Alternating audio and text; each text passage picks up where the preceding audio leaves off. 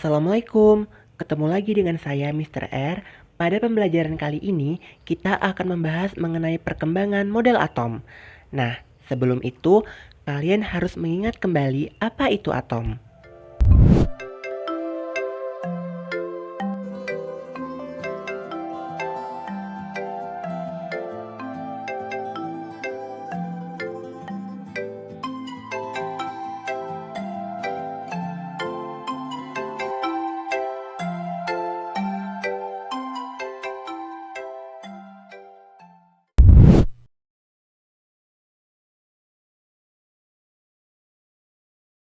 Model atom yang pertama adalah model atom Dalton.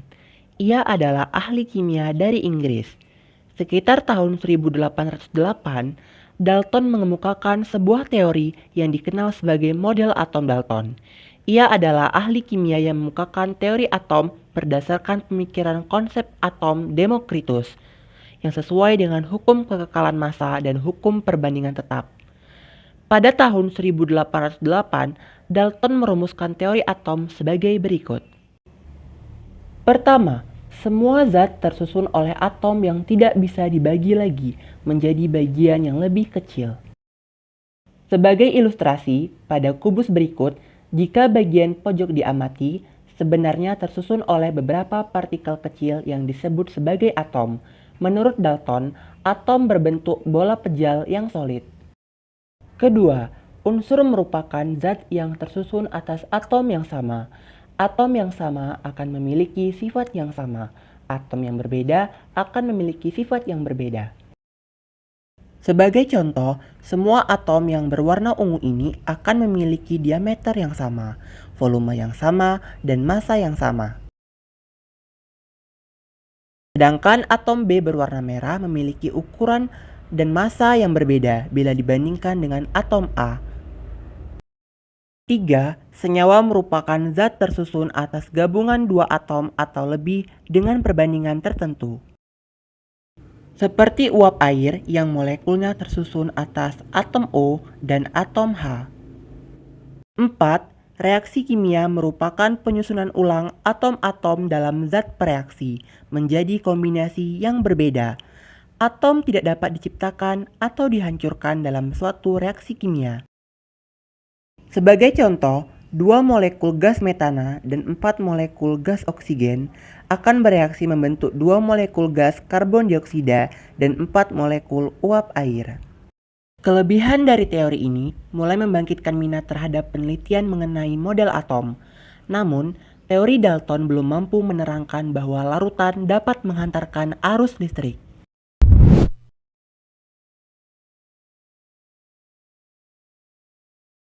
Teori atom selanjutnya dikemukakan oleh J.J. Thomson. Menurutnya, di dalam atom terdapat partikel lain. Berdasarkan hasil eksperimen yang telah dilakukannya, proton mempunyai massa yang lebih besar dibandingkan dengan elektron, sehingga model atom Thomson dapat digambarkan sebagai proton tunggal yang besar. Atom merupakan sub bermuatan positif, di dalamnya tersebar elektron secara merata. Karena atom bersifat netral, maka kedua muatan tersebut saling meniadakan satu sama lain.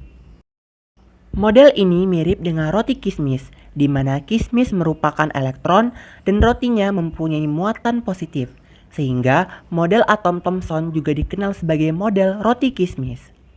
Teori atom Thomson mampu membuktikan bahwa adanya partikel lain yang bermuatan negatif di dalam atom. Berarti, atom bukanlah bagian terkecil pada suatu unsur.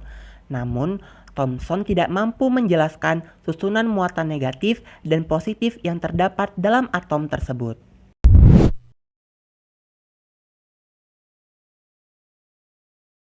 Teori ketiga yaitu menurut Rutherford.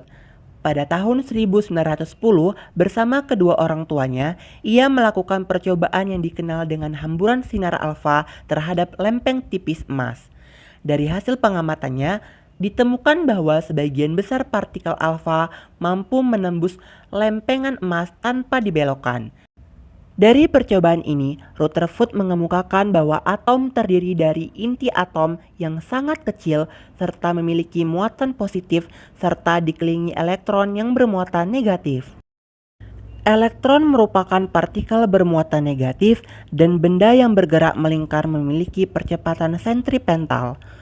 Suhu pergerakan elektron mengitari nukleus merupakan gerakan partikel bermuatan yang mengalami percepatan, sehingga elektron akan memancarkan gelombang elektromagnetik dengan frekuensi tertentu selama pergerakannya. Anggap saja cahaya tampak berwarna merah. Jika sebuah detektor dipasang di sekitar atom ini, maka kita akan mendapatkan sebuah spektrum cahaya tampak. Namun pada gas hidrogen dan lainnya ternyata hanya memancarkan gelombang elektromagnetik tertentu saja, tidak semua warna yang disebut spektrum garis.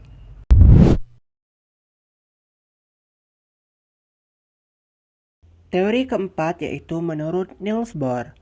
Elektron hanya mengelilingi inti atom pada orbit tertentu saja, yaitu hanya terdapat orbit dalam jumlah tertentu saja dan perbedaan antar orbit tersebut adalah jarak orbit ke inti atom. Secara garis umum, Niels Bohr mengemukakan teori atom sebagai berikut. Pertama, elektron bergerak melingkar mengelilingi inti serta tidak memancarkan energi.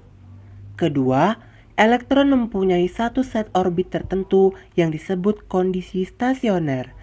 Masing-masing orbit dapat menampung sejumlah elektron tertentu yang berkaitan dengan tingkat energi dan orbital dalam model atom modern sekarang ini.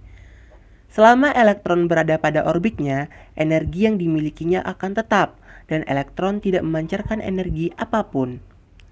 Ketiga, elektron dapat berpindah naik dan turun pada satu orbit ke orbit lain. Selama elektron mengalami proses transisi ini, sejumlah paket energi tertentu yang disebut kuanta akan diserap atau dilepaskan. Artinya, elektron dapat berpindah dari tingkat energi terendah ke tingkat energi yang lebih tinggi dengan cara menyerap energi tertentu. Niels Bohr pertama kali mengembangkan teori struktur atom dan menggambarkan tingkat energi elektron di dalam atom. Teori ini digunakan untuk menjelaskan spektrum atom. Ia menggunakan hidrogen sebagai model atom dalam teorinya, karena atom hidrogen merupakan atom yang paling sederhana dan menghasilkan spektrum atom yang paling sederhana. Dalam teori ini, Bohr dapat menjelaskan bahwa atom terdiri dari beberapa kulit sebagai tempat berpindahnya suatu elektron.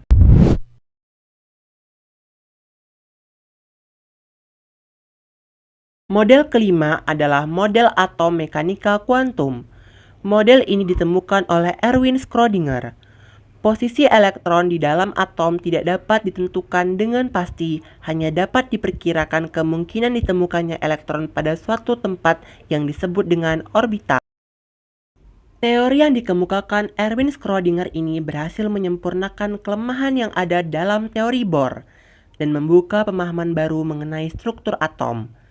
Namun kekurangannya, pertama, persamaan ini hanya bisa diterapkan secara eksak pada partikel dalam kotak dan atom dengan elektron tunggal.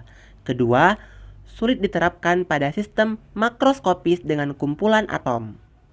Nah, itulah perkembangan teori atom dari masa ke masa. Teori tersebut terus dikembangkan dan dipakai sampai sekarang ini.